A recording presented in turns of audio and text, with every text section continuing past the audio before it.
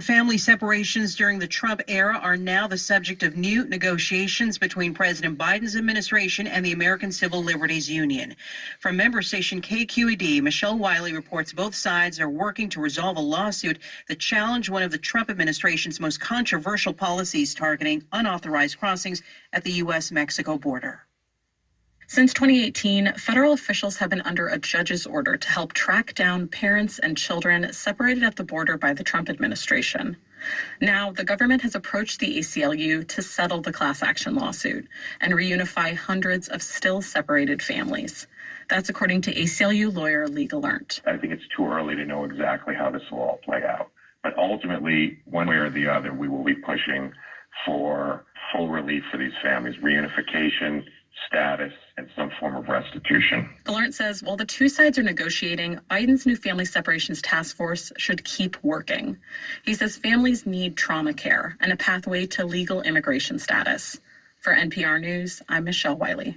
The work of setting an impartial jury is stretching into the fourth day of Derek Chauvin's criminal trial for the killing of George Floyd, an African-American man whose death last Memorial Day fueled a global movement for racial justice.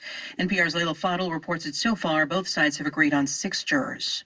The court is searching for 12 jurors and 2 alternates in a case where very few people haven't seen the video or clips of the video in which Chauvin, a white former police officer, pins George Floyd's neck to the ground for more than 8 minutes.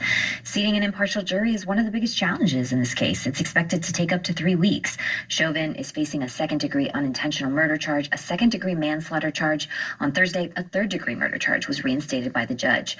Race is playing a prominent role in jury selection as attorneys question jurors on Black Lives Matter, Blue Lives Matter, race, and policing.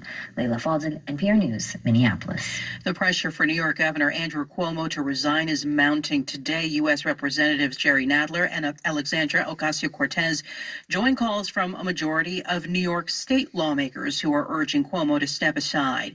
State Assemblywoman Patricia Fahey is among those reacting to allegations by a 6th woman who claims Cuomo groped her at the governor's mansion. Cost me sleep last night. This latest one is a new level. The 6th one raises to a new level. Cuomo has apologized for making any woman uncomfortable, but he denies he sexually harassed or assaulted anyone, and he has refused so far to resign. At last check on Wall Street, the Dow Jones Industrial Average is up 144 points since the open. This is NPR News. Support for NPR comes from NPR stations. Other contributors include Rock Auto, an online auto parts store shipping parts directly to customers worldwide. Everything from floor mats to tail lamps. More at rockauto.com. And the listeners who support this NPR station.